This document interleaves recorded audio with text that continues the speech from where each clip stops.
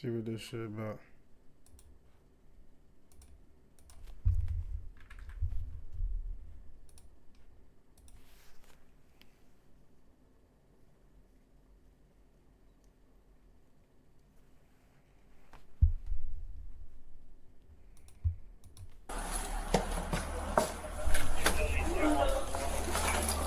I don't know what's gonna shoot what's when this thing. This is Hector Ortiz, and this is the lifeless body of his fiancée, 20-year-old Kayla Hamilton. Just minutes from now, police will discover the key to her killer's identity is inside Hector's own phone. Did she leave you a voice message or something? Yes, I just somebody got her. Can I hear that? In a desperate fight for her life, Kayla managed to record her final moments, capturing not only the struggle, but the voice of her killer. This haunting recording will lead investigators straight to her murderer, and it's someone no one ever expected. Did he show you this voice message? It sounds like she's choking, and there's a person talking at the end of it. Okay. No, somebody come and kill her. Really, I don't know. She's been gone too long. Was she like this? Her hands were tied up and a cord was around her neck, apparently. ปีโป้กัมมี่เยลลี่รสผลไม้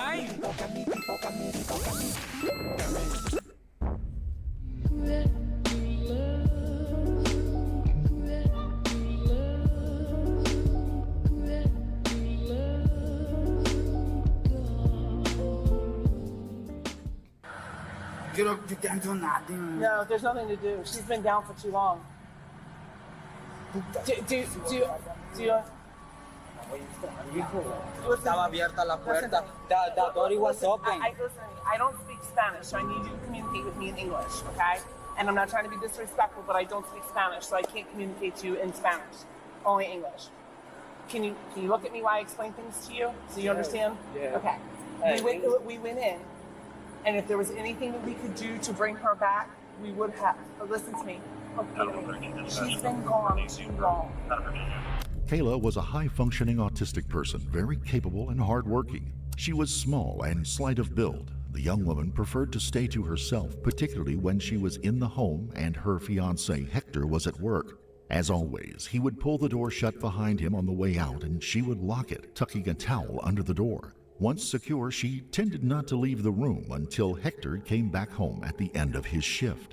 Kayla herself was learning Spanish but was uncomfortable speaking it. If there was ever a knock at her bedroom door during the day, she made a point to call Hector, but she almost never opened the door unless it was to move clothes around on laundry day. Today wasn't wash day, and there was a knock at her door, and Kayla called Hector as always. He wasn't able to answer the call, and it went to voicemail at 10:59 a.m. It would only last a couple of minutes. Upon hearing it, there would be indistinct voices, and he would simply have to check on it when he went home after work. There are so many possibilities as to what could have happened. The personnel at the scene have to try and get some idea as to what kind of activities the people there were involved in. The fiancé explains that he and Kayla lived very quiet lives, working and generally avoiding anything that might cause them trouble. Medical history, like anything, like any kind of heart problems, any kind of breathing No, problems? she got up. She has autism, PTSD, something like this. She has PTSD? Yeah. Okay. But she's normally, so Okay, so major question, does she take medication for her PTSD? no, Okay. Does she use drugs? no. It's No, just a no. question I have to ask. 2 years, we be together for 2 years. We don't do nothing, drugs, alcohol. Nothing. Negative and nothing for her. No reason for her to want to use No, or anything like that? Okay. No, somebody come and kill her, really. I don't know. There's another guy right here. I think I be like a suspicious to him. I don't know what's going on. And this is where she lives. This is her Yeah, address? it's our room. That's your house? Room. Room. We rent a room. Okay, so you rent a room here. Still, Hector doesn't want to admit that Kayla is gone. They've got to work through language barriers to find out anything they can to help circle in on what was the reasoning behind this. Was it a random event, or was something more at work here? There is one incredibly important piece of evidence that has to be considered. The voicemail, while terribly faint, could offer any number of clues. Hector still couldn't be completely ruled out as the perpetrator of the crime, but if they could glean more information and clearer sound of voices from the message, it could lead them to who the real killer was. What? Did she have a voice something message? huh? What did she get? Did she leave you a voice message or something? Yes, I just... What did it? Is It's it in nothing, Spanish? it's nothing. She don't say nothing. Somebody got her. Can I hear that?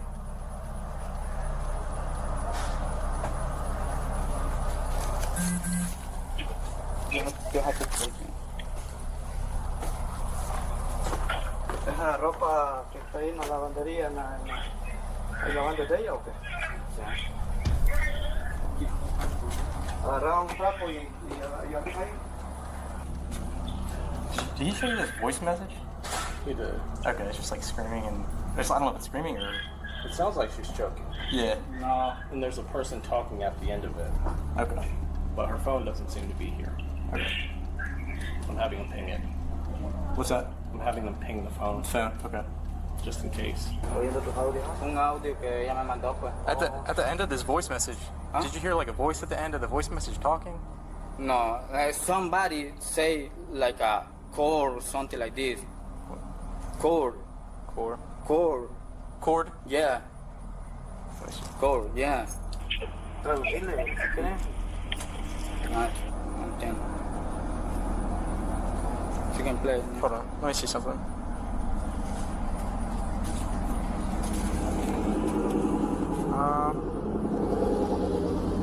Do you have a Gmail? Yeah. Can you email this? Can you email this message to me? Go ahead. The fiancé wants to make certain that the investigators have a good grip on the timeline. He can't tell if he's a suspect for the officers at this time, and they can't rule him out either without doing some additional off-site checking of his alibi. Somebody, I explain you. Somebody knocked the door. I know that, and she coming and black. So, see who it is. When he saw the guy or something like this, she called me.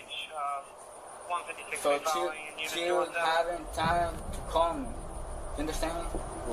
So she called me, but I didn't answer. So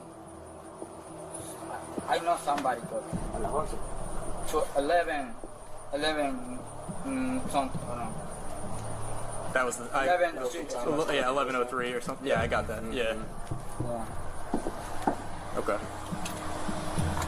But there's still the question of who else could be involved. Officers find that the back door of the trailer, the one that leads through the laundry room, is unlocked. Each of the residents present say they have been told not to use that door, and they have no idea why on this day it would have been left unlocked. Of course, there is one housemate who is unaccounted for at this time, the young teenager that had just moved in, and no one seemed to know very well. And nobody knows this guy's name? Nobody knows the guy's name? No, I don't know. What does he look like? Huh? What does he look like? John, like me. Sure.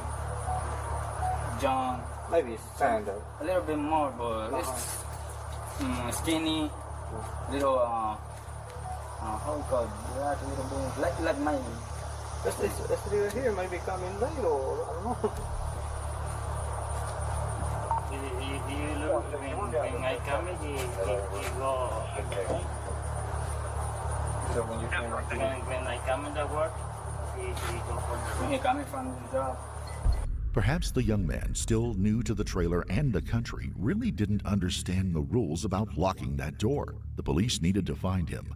Perhaps he could be of some assistance in piecing this together. Of course, there was also a much darker possibility.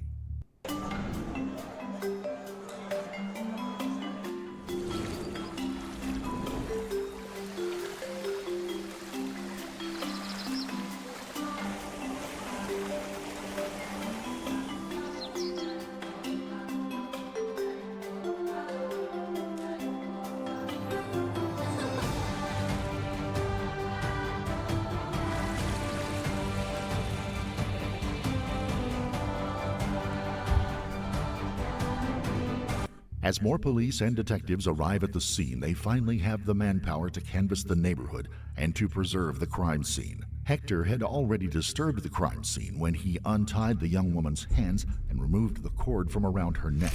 Any prints on those items would likely be smudged and untraceable now. Other items at the scene, including Kayla's rummaged through purse, her clothing, and personal effects, need to be kept right where they are, untouched. Before long, detectives on scene are able to begin working from a mobile command post on the street across from the trailer. Things begin to come into more focus. An officer on foot has located a trailer in that community that has a number of surveillance cameras that are positioned to possibly have seen who may have come or gone from the site. And then they get a phone call from the woman who owns this particular rental property. She tells them that the young man who lived there is at her home. Detectives are dispatched immediately. Kayla's cell phone was also pinged, and while it showed that it was in the general vicinity, the search grid would prove to be too large and indistinct to find it. It had certainly been ditched, and to this day it has not been found. Meanwhile, the detectives have approached the young man, and after being told by the landlady that he had been acting odd, they have decided to take him in for questioning. A car and an officer are called in.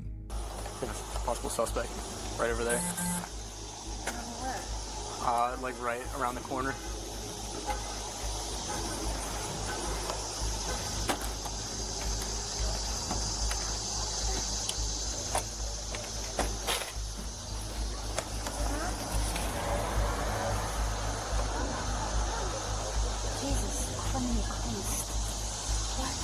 Yeah, I think it's the, it might be the roommate or something that they found.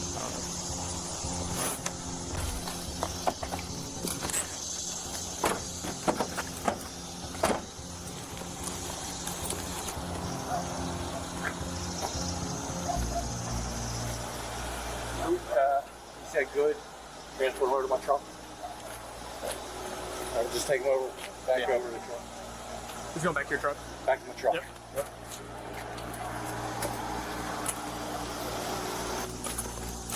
Got anything in your pockets? Any weapons? Knife? No hablo inglés. Oh, I got you. Did you already search him? Yeah. Okay, he's good.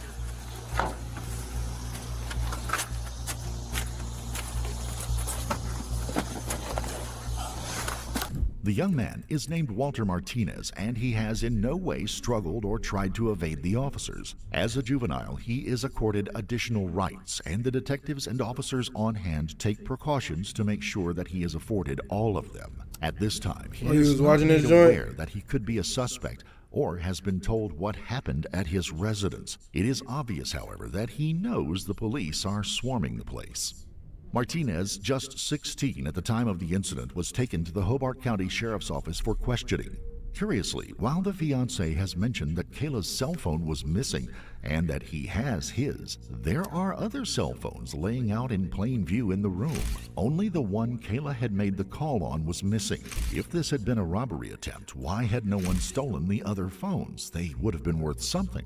Debit and gift cards were also still in the room, as well as a large amount of change on the floor, also untouched. Only her wallet, which had carried $6 before the incident, had been cleaned out. At this point, even the police are having some difficulty in processing what the crime scene is and what it appears to be. Details in the translations and between what each officer has heard are slipping back and forth. Some of the newer arrivals on the scene seem to think that she may have died under natural or non-homicidal causes. It's a difficult situation, not just for the mystery that needed to be solved, but that the loss of human life still wears on officers and EMTs who respond to incidents like this one. It has now reached 8:30 in the evening. While Martinez sits in an interview room alone, detectives on the scene are poring over the videos provided by the neighbor from their security cameras. On them, they tell a tale of a young man coming and going from the trailer multiple times during the day. He leaves for work in the morning, comes back after Kayla's fiancé has headed to work. He then leaves again and comes back just around 11 a.m., the time at which Kayla was violently assaulted and murdered. He emerges from the trailer just about a half an hour later, after Kayla's desperate but unheard phone call was made. There can be no doubt that he can be placed at the location when Kayla made her last desperate call, and that he left not long after. No one else would stop at the trailer during that time span. The videos would also show a car come by and pick up Walter a little later in the day. At this point, only Walter and Kayla's body were in the trailer. All of the other residents were gone. Detectives were able to quickly trace the car to Walter's older half-brother, who lived a few streets over in the same trailer park. The brother would tell them that Walter had contacted him and wanted to go and hang out after telling him he had decided to give up drugs and alcohol in an attempt to change his life. The brother and another man come to pick Walter up. The three run a few errands and then stop at a Target store. While there, the two other men get snacks and drinks, while Walter picks out a small, inexpensive pair of earrings costing under $6. He goes to the checkout counter and pays for them with 6 $1 bills, the same amount that Kayla had in her wallet that morning when her fiancé left. Martinez makes it home around 2:30 p.m., puts in the earrings, and decides to go off on another walk. Kayla's body still awaits discovery in the back bedroom of the trailer.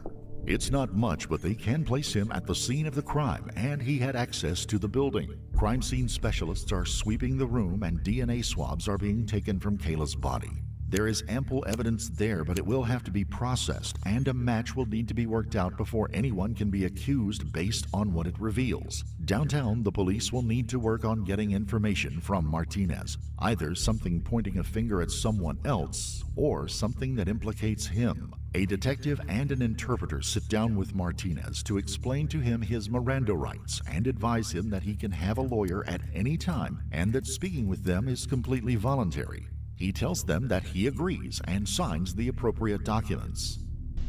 ซองเดียวถึงรสลาบหอมมะนาวใหม่รสดีเมนูซอสลาบสูตรมะนาวแท้ งานใหญ่อลังการที่ไบเทคเฟอร์นิเจอร์เมกะเซลครบคุ้มสัมผัสของจริงสวยเวอร์ถูกเวอร์เจอกัน24 มัก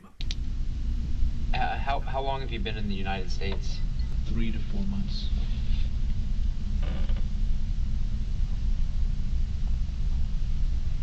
And do you remember where you came into the United States? Sedalia, Texas border. Did you have family up here in Maryland, or how did you get here to Aberdeen? Okay, so tienes familia aquí en Frederick? Sí. Okay. He has family here in Aberdeen and Frederick. Where's your family in Aberdeen? Pero no me sé la dirección. Oh, okay. He ¿Es tu hermano? Sí. Kevin?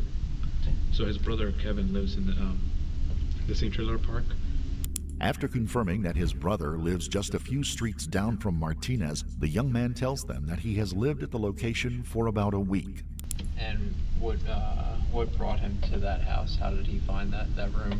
So his stepbrother knows the landlord, the lady that owns the property, and that's how he was. He lives there. That's why he lives there. Okay.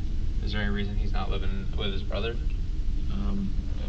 He says he doesn't feel comfortable living with his brother, and on top of that, the landlord said that he can't bring another person into the trailer that his brother's currently living in. Okay. He goes on to explain that he works for a warehouse company that ships products. He doesn't really know what kind of products they are, he just puts boxes on pallets and has been working there for about 3 or 4 months since he arrived in Aberdeen. He works 3 days a week from noon until 9 p.m. So the detective brings the discussion back around to the trailer at number 3 Inca Street where the incident happened. For brevity's sake, we will edit out the Spanish portions of the interview and rely on the translator.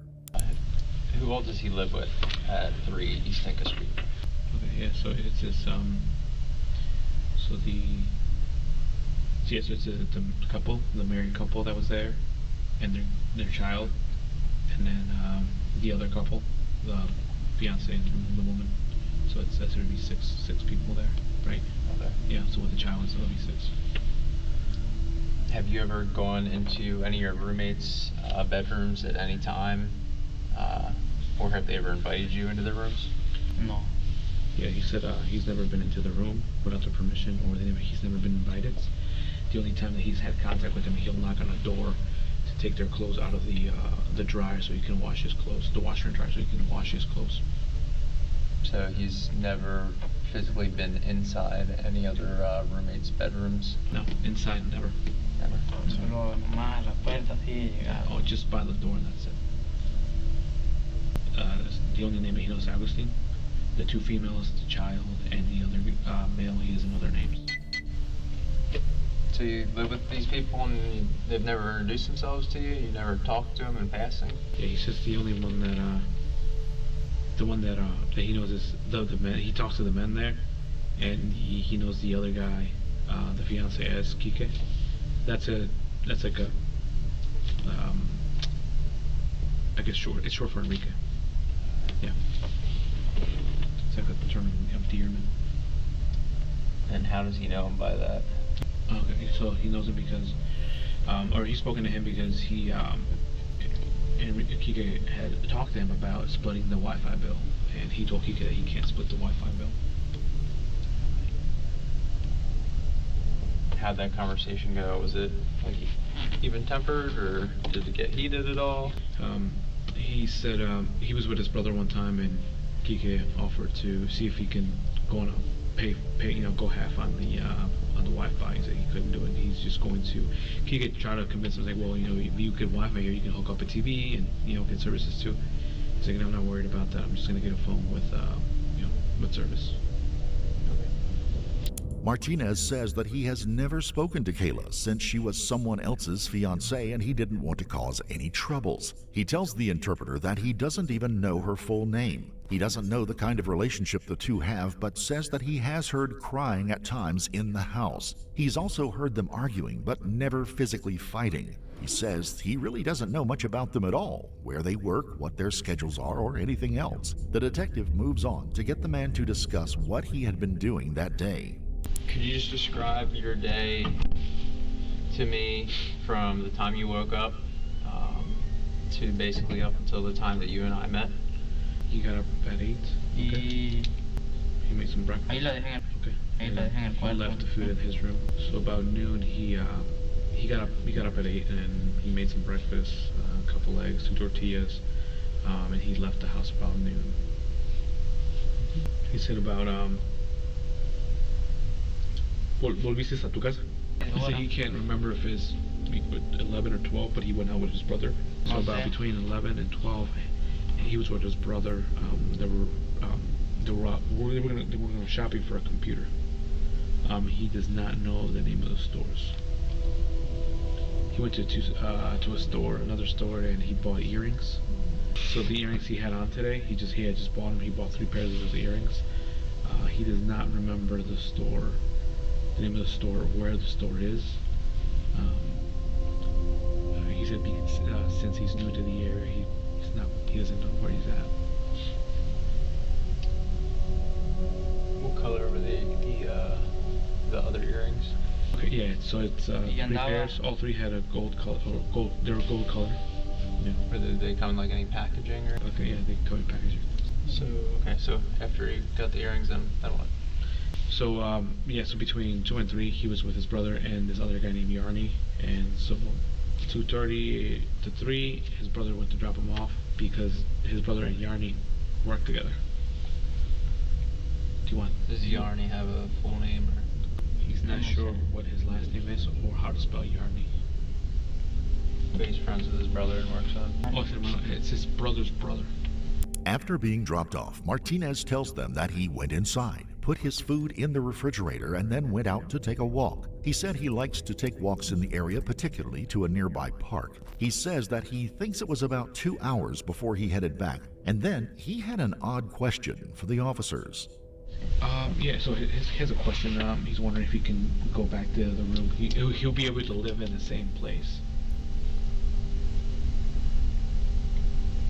Yeah, probably. No, pero sí, no hay ningún problema. Does he wonder why does he ask that? What, say it again? Why does he ask that? Oh, the reason he's asking because someone told him that one of the residents had passed away. So if she was in danger, he doesn't want to be in danger also. 21 yards, left-hand side of the D, perfect setup for a right footer. Here he comes, Bruno Fernandes! ถ้าได้ไปเชียร์ที่สนามคงมันกว่านี้ไปปะล่ะซื้อลีโอโซดาทัมเบอร์ลุ้นเชียร์แดงเดือดติดขอบสนามถึงอังกฤษพร้อมรางวัลรวมมูลค่ากว่า 1,500,000 บาท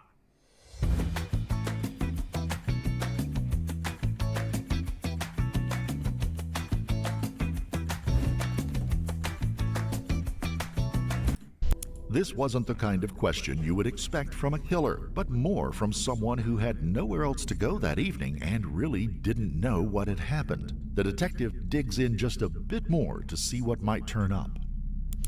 Did you see Kike at any point today? He said he never saw him today. He didn't see him today. How about Kike's girl? He saw her this morning around 8 when he woke up. And where was she? Okay, she was going towards the living room this morning at the class. She was walking out of her room. And what was he doing? What was he doing? Mm-hmm. He was doing his laundry. So she came out into the common area and he was doing his laundry. Where did she go from there? She went back inside her room. And after that, he didn't see her. You never saw her again? Nunca la viste de nuevo? No. The detective asks Martinez what he thinks his housemates would say about him. He said he's never had an issue with any of them, so it would probably be positive. He does ask one more time if he would be allowed to return to the house because he has nowhere else to go that night. The detective tells him that he'll see what he can do for him before they recuff the man and take him back for holding. They haven't learned much concrete from the interview, as many nuances can be lost in translation. Martinez, for all intents and purposes, has been an emotionless wall, seemingly unbothered that a young woman was brutally murdered and assaulted in his home.